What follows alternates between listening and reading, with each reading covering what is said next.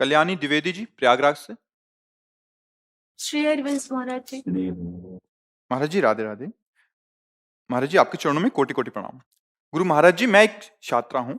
मुझे लगता है कि मुझे मेहनत करनी चाहिए और इतना पैसा कमाना चाहिए कि अपने लोगों को सभी सुख सुविधा से परिपूर्ण कर सकूं। लेकिन कभी कभी मेरे मन में ये विचार आता है कि जो है जितना है मैं उसी में संतुष्ट हूँ। मुझे क्या भावना रखनी चाहिए, मेरा मार्गदर्शन करें, मुझे समझ जथा लाभ संतोष सदा, काहू शोक कछु न चहोंगो। परहित निरत निरंतर मन क्रम, बचन नेम निबहोंगो। मुझे प्रभु ने जितना दिया है, जितना देंगे, प्रयास मैं करूंगी, फल उनके हाथ में है। जितना मिलेगा उतने में संतोष करूंगी और मन वचन कर्म से परिवार या समाज या राष्ट्र जितना बन सकेगा, हम मन से वचन से कर्म से सबको सुख पहुंचाएंगे। संतोष रूपी धन सबसे बड़ा धन है। संतोष ना हो तो अरबों असंख्यों रुपए होने पर भी वो अशांत चित्त विषयों में भटकता हुआ, वो तृष्णा से व्याकुल होता हुआ अशांत, जहां अशांति वहां अशांत से कुतः सुखम, वहां सुख कहाँ है? तो धन से सुख नहीं है, धर्म से सुख है। ये सबके दिमाग में भ्रम बैठ गया है कि जितना हम धन एकत्रित कर लेंगे उतना सुखी हो जाएंगे। आप बाहरी वस्तुएं संग्रह कर सकती है लेकिन हृदय शांत नहीं होगा। हृदय संतोष से शांत होता है, धर्म से शांत होता है, भगवद आश्रय से शांत होता है। मीठे वचन, सत्कर्म और सत्संकल्प, ये समाज का कल्याण करता है। हम धन किसी को दे दें, वो शराब पिए, व्यभिचार करे, जुआ खेले, उसका हित होगा क्या? अमंगल होगा। अगर हमें धन का बल है तो वो नाशवान है, अगर हमें भगवान का बल है, नाम का बल है, तो ये अविनाशी है, ये सच्चिदानंद है। हमें लगता है अगर हम धन की तरफ झुकेंगे तो हम कुछ भी करने के लिए तैयार हो जाएंगे। आज हमारी समाज चरित्रहीन होती जा रही है, धर्म भ्रष्ट होती जा रही। प्रधानता सुख भोग, कहां से? धन से। क्यों? क्योंकि धन से भोग संग्रह होगा और भोगों में सुख है।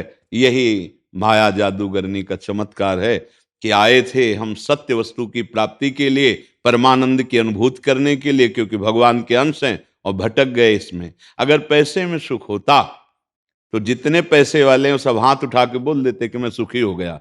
लेकिन ऐसी दुर्दशा है क्योंकि तुमसे तो अपनी बात कोई बताएगा नहीं, हमसे सब मिलते हैं।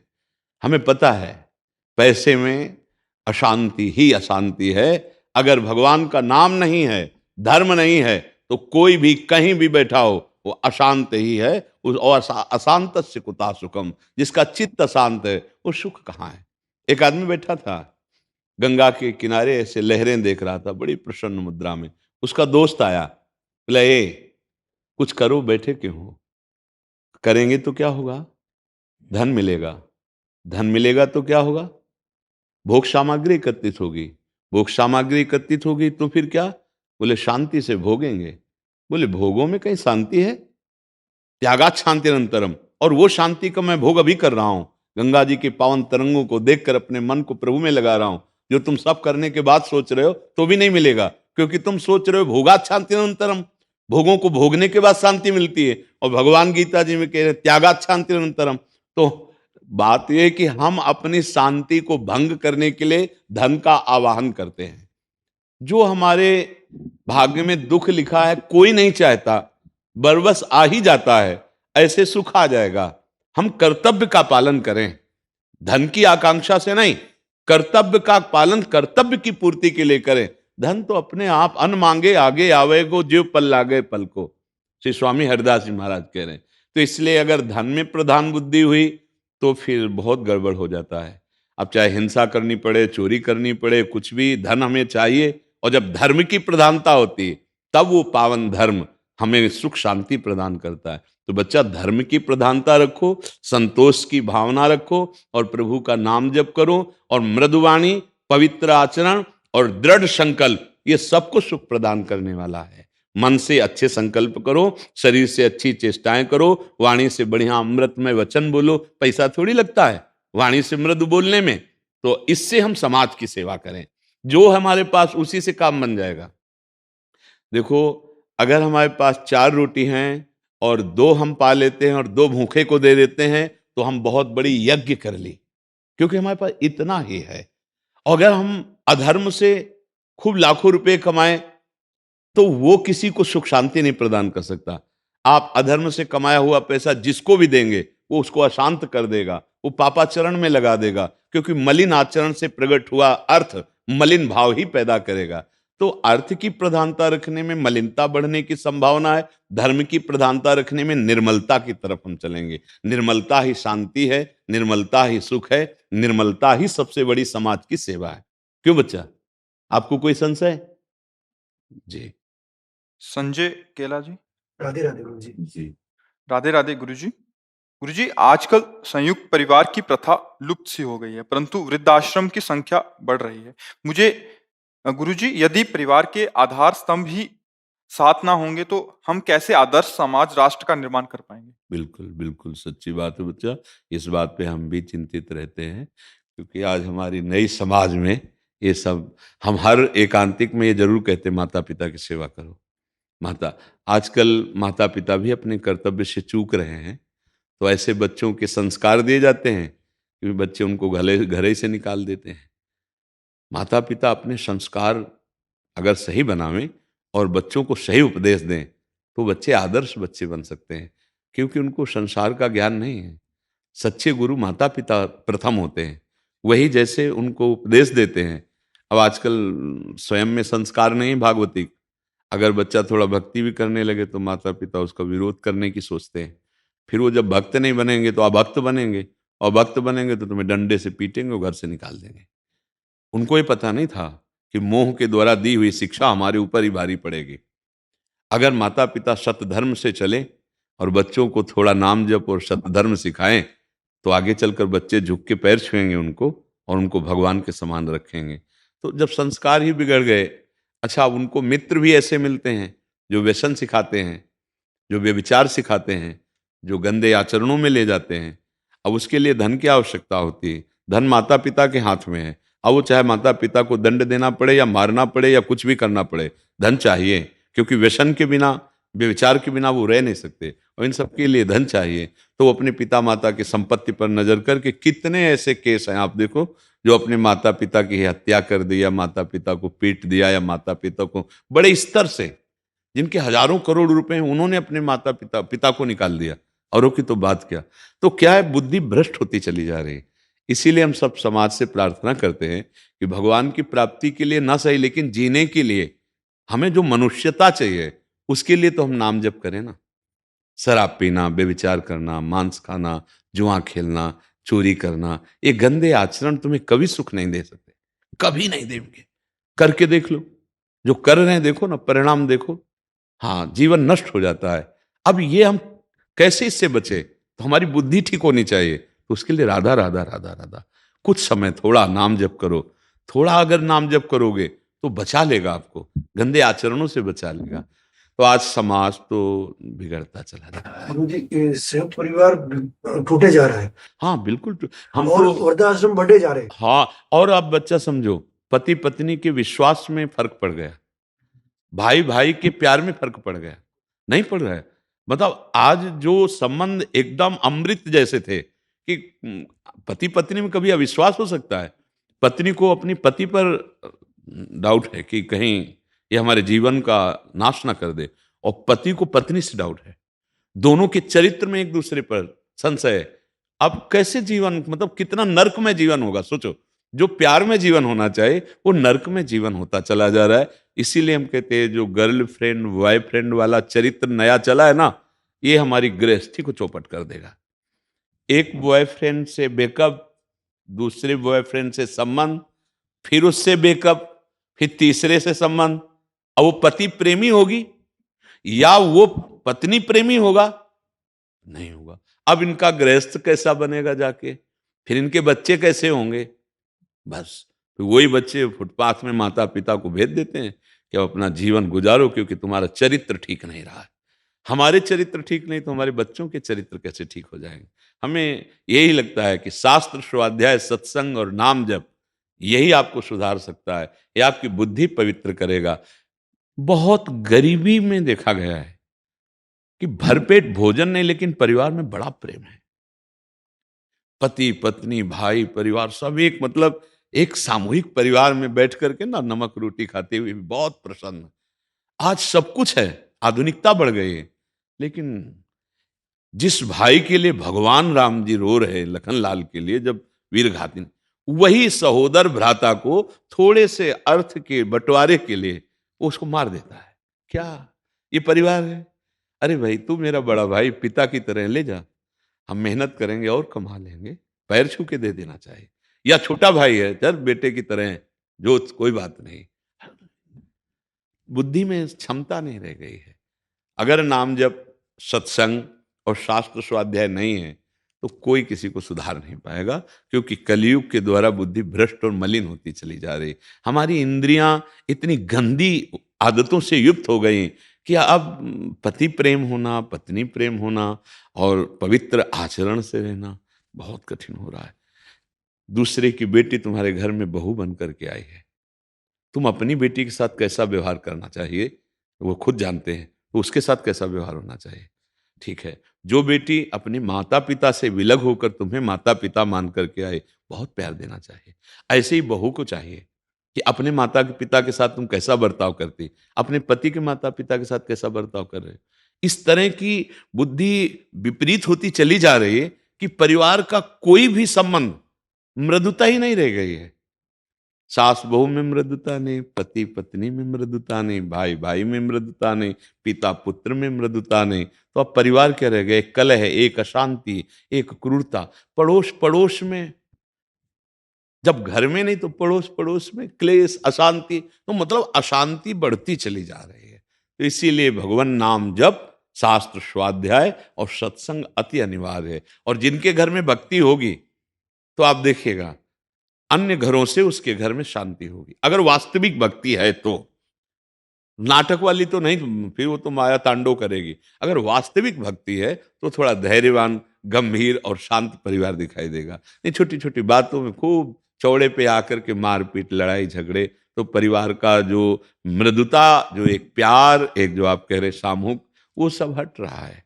एक जो परिवार का प्यार है नहीं। जो परिवार में जो ईगो आता है कि छोटे भाई ने काम नहीं किया, बड़े भाई को ईगो आ गया कि मैं ज्यादा कमा रहा हूँ, छोटा कमा रहा हूँ। देखो जब तक नाम जप नहीं होगा ना, तो काम, क्रोध, लोभ, मोह, मद, मात्सर्य, मात्सर्य मेरे से आगे बढ़ा जा रहा है, या ईर्ष्या, या ये 6 महान सुभट दोष है, और इसी के अंदर सब होंगे। काम, क्रोध, लोभ, मोह, मद, मत्सर। मत्सर में ईर्ष्या भी आ जाती है। अगर हम नाम जप करेंगे, भगवान का आश्रय लेंगे, तो इन 6 विकारों पर विजय प्राप्त करेंगे, तो अपने आप ठीक हो जाएंगे।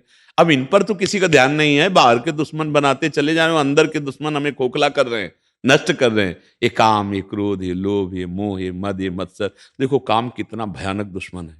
अगर वो अपने पे आ जाए तो जो बच्चे हमारे पोषण करने के अधिकार के हैं, उनका शोषण करना नहीं लगे। देखो आप समाज में तो देखो ना, जो हमारे द्वारा संरक्षणीय हैं, उनके साथ हम ऐसा। काम, क्रोध, जिनकी हमें पूजा करनी चाहिए, चरण पूजा, उनके ऊपर हम प्रहार कर रहे हैं, देखो क्रोध का। लोभ, जो हमें बिल्कुल क्रिया नहीं करनी चाहिए, लोभ के कारण वो क्रिया हम। ये महान शत्रु काम, क्रोध, लोभ, मोह, मद, मत्सर, इन पर विजय प्राप्त करने के लिए भगवान का आश्रय और नाम जप, वही हम बार बार चीख चीख के कहते हैं। कैसे भी हो, अच्छा नाम जप में ना नहाओ, ना पवित्र हो, जैसे भी हो, राधा राधा राधा राधा, उसके लिए थोड़ी नियम है कि आप स्नान करके बैठो, नहीं जैसे हो। शौचालय में वहां भी बोल सकते हो राधा राधा, कृष्ण कृष्ण कृष्ण। नाम के लिए अपवित्र पवित्रो सर्वावस्थांगतो पिया या स्मृत पुंडरीकाक्षम सवायाभ्यांतरा शुचि। हृदय पवित्र हो जाएगा, बुद्धि ठीक हो जाएगी, बढ़िया आनंद आ जाए। पर कोई नाम जप नहीं कर सकते, घंटों चाहे प्रपंच की बातें कर ले। अगर नाम जप होने लगे तो सब सुधार हो जाए। नाम जप से सब बुद्धि, सबकी बुद्धि पवित्र हो जाएगी। पर आप देखो नाम जप में कहां, अच्छा साधु संघ में कितने लोग आते हैं, जो आते हैं उनमें कितने बात स्वीकार करते हैं, और जो स्वीकार करते हैं उनका जीवन परिवर्तित हो रहा है। अगर स्वीकार ना करोगे तो आना भी आपका एक पुण्य जैसा होगा, लाभ तो मिलेगा नहीं। तो हमें लगता है सत्संग सुना जाए, नाम जप किया जाए और शास्त्रों का स्वाध्याय किया जाए। हम पहले गांव की बात बताते हैं, शाम टाइम वो बोतल में केरोसिन भर के, जो कपड़े की बत्ती, क्योंकि बिजली तो गांव में होती नहीं थी, जला दी गई और 10-5 लोग बैठ गए, रामायण हो रही, भागवत हो रहे हैं, ऐसे कथाएं हो रही, नाम कीर्तन हो रहा है गली गली। अच्छा, अब क्या हो रहा है? चल रहा है मोबाइल, गेम खेल रहे हैं, गंदी बातें देख रहे हैं, गंदे आचरणों की पुष्टता उनसे हो रही। अब कैसे संस्कार बनेंगे? किसी को समय रामायण भागवत पढ़ने का, किसी को समय माला जपने का, गेम से फुर्सत नहीं, मोबाइल से फुर्सत नहीं, सोशल मीडिया से फुर्सत नहीं, देखते ऐसे ऐसे करते चले जा रहे, देखते चले जा रहे। तो ये बहुत मतलब कलयुग का प्रभाव बढ़ रहा है। बड़े भाग्यशाली जन हैं जो भगवान का नाम जपें, अपने माता पिता की सेवा करें अपने घर में। यार अनाथालय में अगर तुमको जन्म लेते ही अनाथालय में भेज देते, तुम्हारी सोच न उठाते, तो तुम इतने सयाने न होते।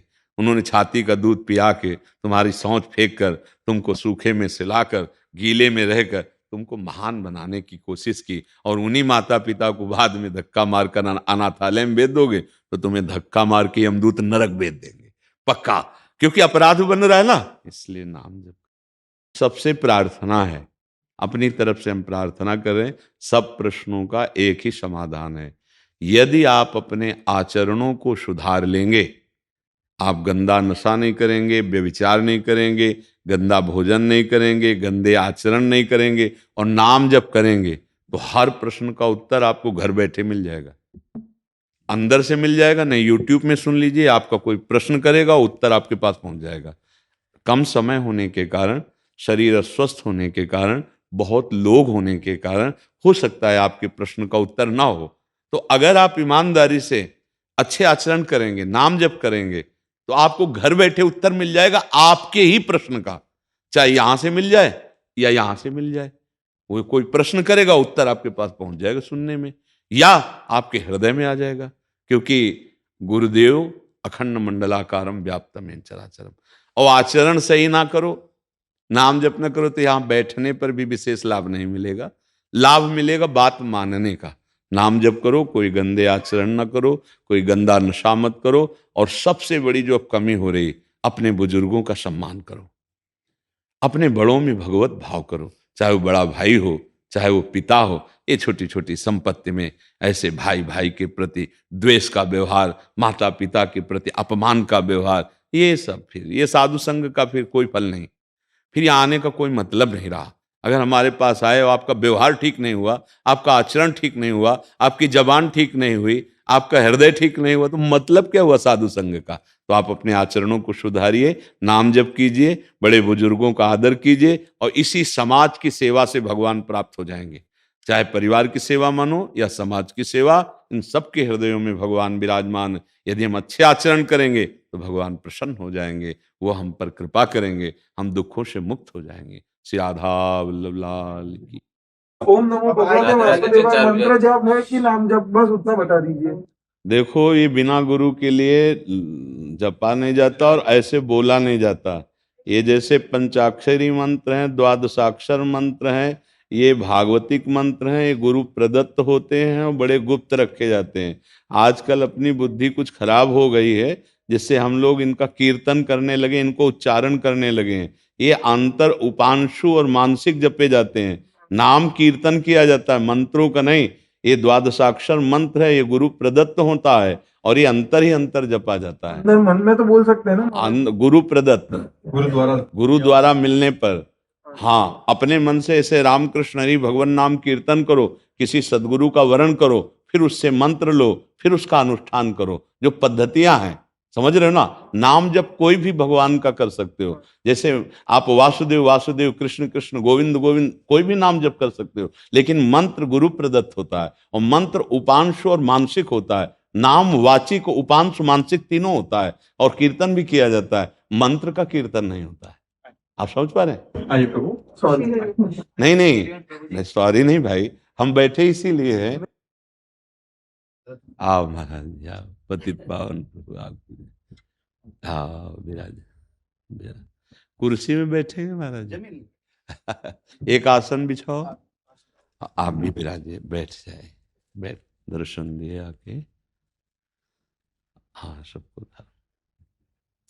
आपकी आज्ञा हो तो आपकी प्रसन्नता के लिए एक बार शंखनाद कर दें। हमारा हो भाग्य, आप कीजिए। जी जी।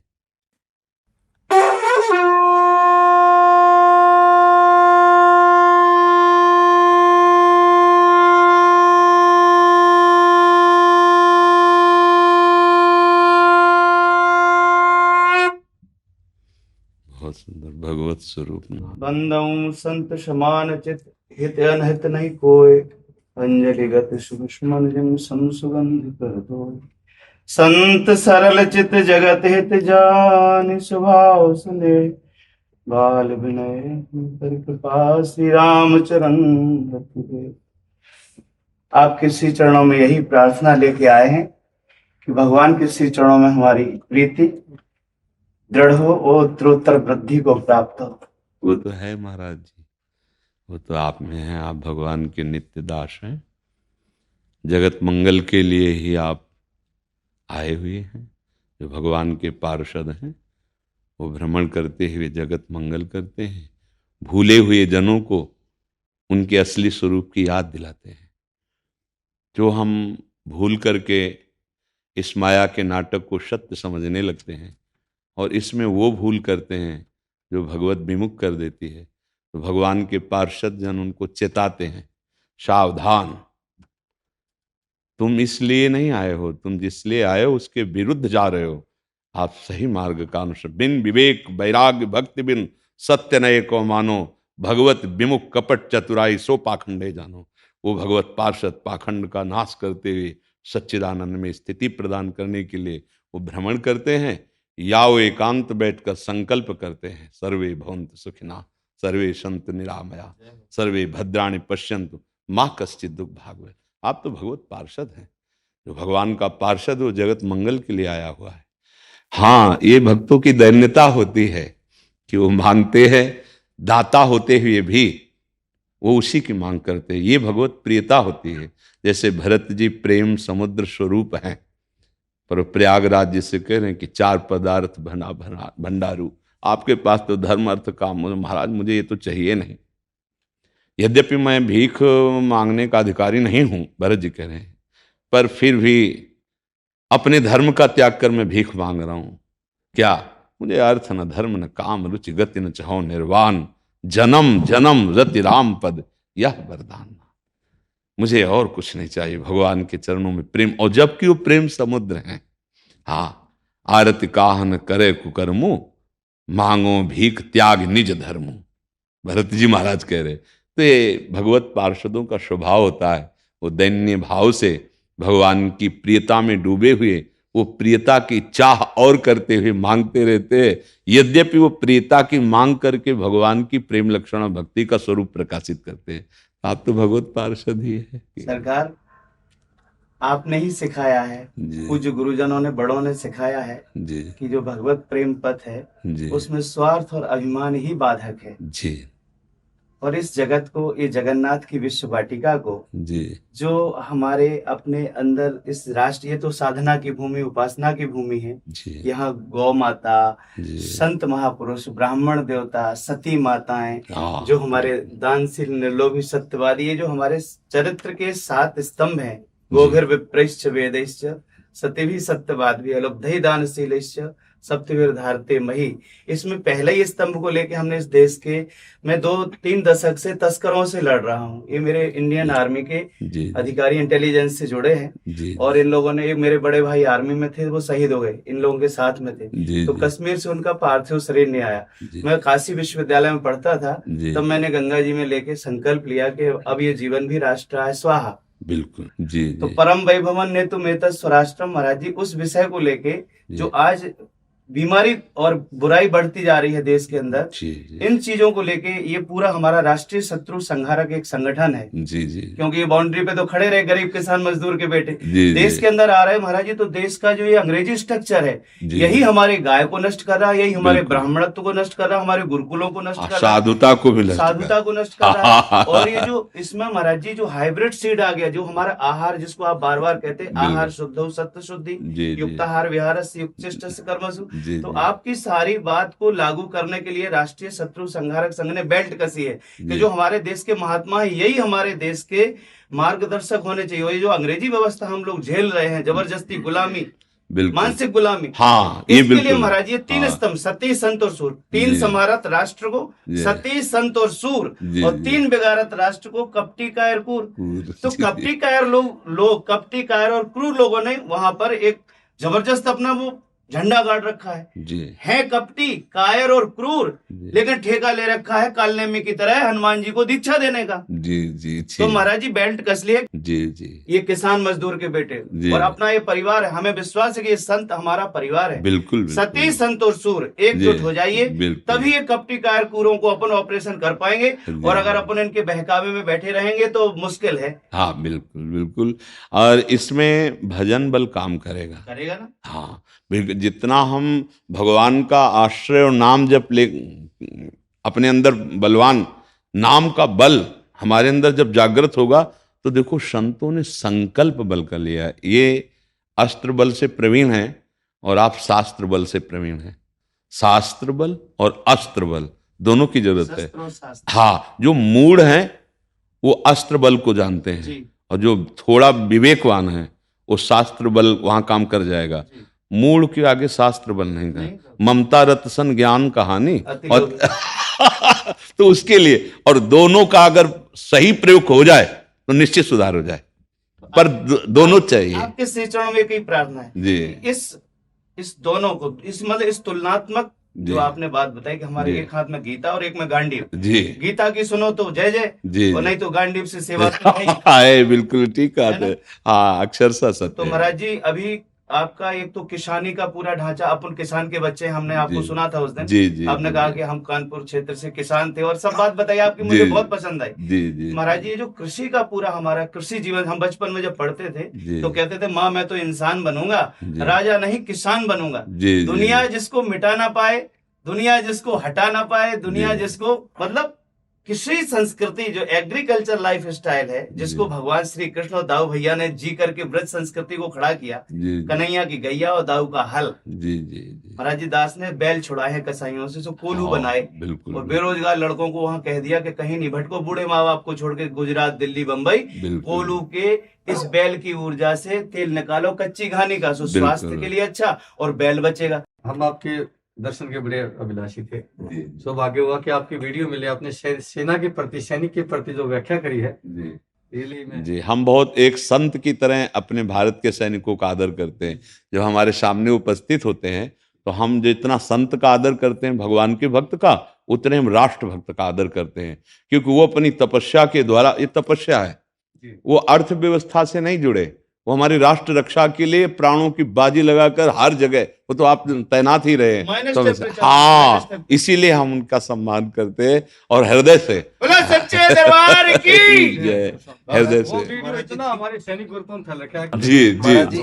15 सेकंड बस। जी जी। महाराज जी हम -डिग्री टेम्परेचर में खड़े होकर के भी हमने कोई दुख महसूस नहीं किया। हाँ, लेकिन हम जब रिटायर होकर के अब देख रहे हैं कि हमारी गायों की दुर्दशा हो रही है और वो हमसे सहन नहीं। हाँ, बिल्कुल। हमने आतंकियों से गाय छुड़ाई है और हमने संगेल उजीना गौशाला में भेजी है, फरुखनगर गौशाला में भेजी। जी जी। हमें बड़ा सुख मिला, आप हमारे राष्ट्र के विषय में चिंतित है। आज हमारी समाज के सुधार के लिए हम अकेले नहीं है, हमारा परिवार है पूरा। महाराज जी ठाकुर जी का परिवार हम आपके चरणों में प्रणाम करते हैं। आप हमारे ऐसे ही जो भूले हुए भाईजन हैं उनको जागृत कीजिए, उनके अंदर विवेक जागृत दृष्टि बनी रहनी चाहिए। महाराज हम आग्रह पूर्वक कहते हैं भारत माता की जय जय जय जय। मात्र महाराज जी।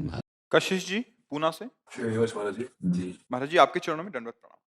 महाराज जी आपने एकांतिक वार्तालाप में बताया था कि जब मनुष्य किसी भी ऊंचाई पर चढ़ता है तो वो बहुत कष्ट से गुजरता है। मैं रोज राधा नाम जप करता हूँ, मेरा सब कुछ राधा जी की कृपा से अच्छा चल रहा है। वो मुझे अपनी जिंदगी में थोड़ी बहुत तरक्की कर भी रहा हूँ। क्या मैं ये मानूं कि मेरा जो पुराना पुण्य है वो अब नष्ट हो रहा है?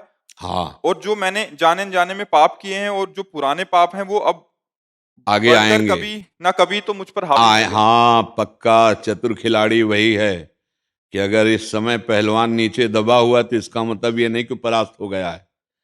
वो हिम्मत और अपनी साहस को बटोर कर एक बार मुझे पछाड़ेगा।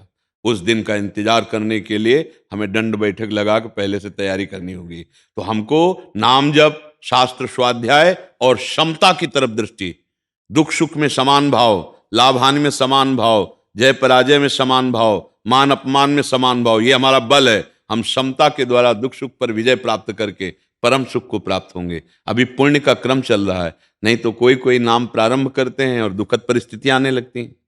तो क्या ये नाम का परिणाम है? नहीं। तो ऐसे ही नाम शुरू कर दिया, अब जो चाहो होता चला जा रहा है, तो क्या नाम का परिणाम है? नहीं।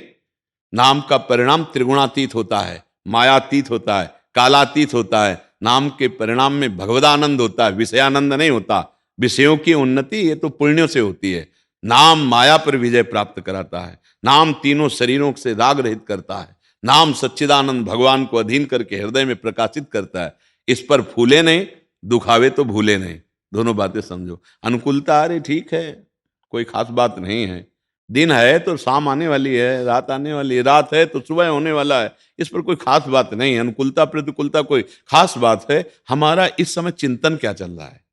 यदि हमारा कृष्णाकार चिंतन चल रहा है तो नाचने का मन करो कि अविनाशी का चिंतन हो रहा। अब हमारा बाल बांका भी नहीं हो सकता। अगर चिंतन नहीं हो रहा कि हमारे ऊपर तो बड़ी कृपा है, जो मैं चाहता हूं होता चला जा रहा है, तो कल आप उसी कृपा सिंधु को कोसेंगे। लिख लो कागज में। क्यों? क्योंकि ये अनुकूलता प्रतिकूलता को भगवान से नहीं जोड़ा जाता। ये कर्मों का परिणाम है। भगवान से जो हम जुड़े हैं वो अनुकूलता प्रतिकूलता में समता प्रदान करेंगे। सम। भारी दुख की स्थिति में भी मुस्कुराहट में कोई फर्क नहीं, भारी सुख की स्थिति में भी कोई अहंकार नहीं। ये भजन से प्राप्त होता है। हाँ, बड़ी से बड़ी दुखद परिस्थिति नहीं, देखो इतने ऐसे ऐसे पापाचरण करने वाले, सब सुख सुविधाएं। सुदामा जी महाराज है, कई कई दिन भोजन नहीं मिलता, और कृष्णाकार वृत्ति है, भगवदाकार वृत्ति है। तो क्या हम कहेंगे उनको कि उनका भजन सही नहीं था? फिर इसके बाद द्वारिकापुरी जैसी सुदामापुरी बन गई, तो आप क्या कहेंगे? अब कृष्ण कृपा हुई? नहीं नहीं नहीं, कृष्ण कृपा पहले भी थी, अब भी है। वो समान रहे। सुदामापुरी बनने पर भी उनको कोई हर्ष नहीं हुआ, और कई कई दिन भोजन ना मिलने पर उनको कोई शोक नहीं हुआ, कोई ग्लानि नहीं हुई। वो वही कहते थे, मेरे मित्र श्री कृष्ण जिसमें राजी मैं उसी में राजी। हमारे यहाँ आचार्यवाणी में सबसे पहला है पद है, उसकी पहली पंक्ति है, जोई जोई प्यारो करे सोई मोहि भावे। बस इतनी। फिर वो तो सिद्धों की बात है, भावे मोहि जोई सोई सोई करें प्यारे। अभी तो हमें केवल इस बात पे उतरना है, जोई जोई प्यारो करे। विपरीत परिस्थिति आ रही, प्यारे मुझे कस रहे हैं कसौटी में। जैसे मटकी को अगर हम रस डाल दें कच्ची मटकी में तो फैल जाएगी।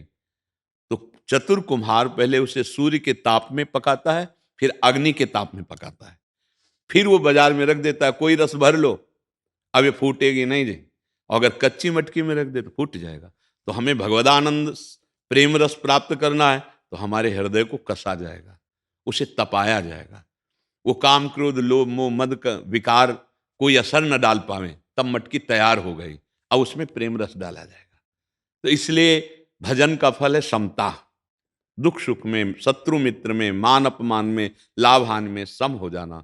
आपकी स्थिति अंदर से किसी भी प्रकार के विकार को प्राप्त नहीं हो रहे, सच्चे भजन का लाभ आपको मिल रहा है। हम भजन का फल नाशवान वस्तुओं की अनुकूलता को न देखें, ये तो प्रारब्धानुसार आती जाती रहती। नहीं, बड़े बड़े महाभागवतों में ऐसी परिस्थिति देखी गई कि खान पान तो, और भजन इतना है कि भगवान सेवक बने हैं, भगवान दासत्व को प्राप्त हो रहे हैं उनके। और स्थिति ये है कि भोजन की भी व्यवस्था नहीं। जैसे चीदर चिदरानी जी, एक से एक महापुरुष, नाका बांका जी, एक से एक महान भागवत हुए हैं। तो बच्चा, ये अनुकूलता पुण्यों से आ रही है, और अब आगे जो आने वाला है उससे लड़ने के लिए नाम का जप और बढ़ाओ और हिम्मत रखना कभी नहीं। तो फिर लोग कहने लगते हैं ना, भगवान की कृपा नहीं रही, और वो भगवान से फिर विपरीत भाव सोचने लगते हैं कि इतना जप किया और ऐसी परिस्थिति आ गई। पहली बात, यहां सब मरेगा। इसका नाम जानते हो क्या है लोग का? मृत्यु। यहां सब मरने वाला है, एक समय है उसका। चाहे कोई वस्तु हो, चाहे व्यक्ति हो, चाहे स्थान हो, कुछ भी हो, ये मृत्यु लोक में है। अर्थात मृत्यु, उसकी मृत्यु होगी, वो नष्ट होगा, वो परिवर्तनशील है, उस पर ज्यादा टिका नहीं जाए। चाहे अपना शरीर, चाहे दूसरे का शरीर, चाहे मकान, चाहे कुछ भी हो, इसका नाम मृत्यु लोक है। दूसरी बात, अपना यहां कुछ भी नहीं है। क्या है अपना? कुछ भी नहीं। ये सब माया रचित नाटक है। एक है अपना जिससे हम परिचय नहीं बना पा रहे, श्री कृष्ण। वही हमारी आत्मा स्वरूप में है, वही सबकी आत्मा के रूप में चैतन्य घन स्फुरित हो रहे हैं। अगर उनका नाम और उनका परिचय प्राप्त हो गया, अब जीत गए। नहीं तो यहाँ सब परिचय बनाओ, स्टेशन में जैसे बैठ के ना हाथ मिलाए चाय पी रहे हैं, और अपनी गाड़ी आई फिर उसकी तरफ कोई नहीं देखता, चल देता है। उसकी क्या हालत होगी, ना ये देखता है ना वो देखता है कि अब इसकी हालत क्या होगी। दोनों एक दूसरे से अपरिचित है और यहां से चल दिए। परिचय बनाते बनाते जीवन हो गया, प्लानिंग करते करते पूरा जीवन हो गया, ना प्लानिंग पूरी हुई ना किसी से परिचय हुआ। आसक्ति जो पाप और पुण्य कर्म करवाए वो फिर भोग। इस बार हम परिचय प्राप्त करेंगे श्री कृष्ण का, किशोरी जी का, राधा राधा राधा कृष्ण कृष्ण कृष्ण, और जो कर्तव्य कर्म हैं वो भगवान को अर्पित करते हुए इस बार हम भगवत प्राप्ति करेंगे। हर बार सब देख लिया, इस बार प्रभु को देखेंगे। ऐसा हृदय में दृढ़ निश्चय करो और नाम जप करो तो आनंद आ जाएगा। ठीक है। हाँ, अनुकूलता को प्रभु की कृपा मत माने। नहीं, प्रतिकूलता में फिर प्रभु की कृपा कैसे मान पाओगे, फिर लगेगा भगवान नाराज हो गए हैं। और सच्ची मानो तो अनुकूलता में दया देखो और प्रतिकूलता में कृपा देखो। क्योंकि प्रतिकूलता हमने तो चाहा नहीं, वो दिए हैं तो कृपा करके दिए हैं, और अनुकूलता हमने चाहा है तो वो दया करके दिए हैं। अनुकूलता में दुलार देखो, प्रतिकूलता में कृपा देखो। दुलार से बढ़िया मीठी कृपा होती है। क्या हो, प्रतिकूलता में भगवान के सिवा और कोई याद नहीं आएगा अगर भगत हो तो, क्योंकि कोई है नहीं दूसरा।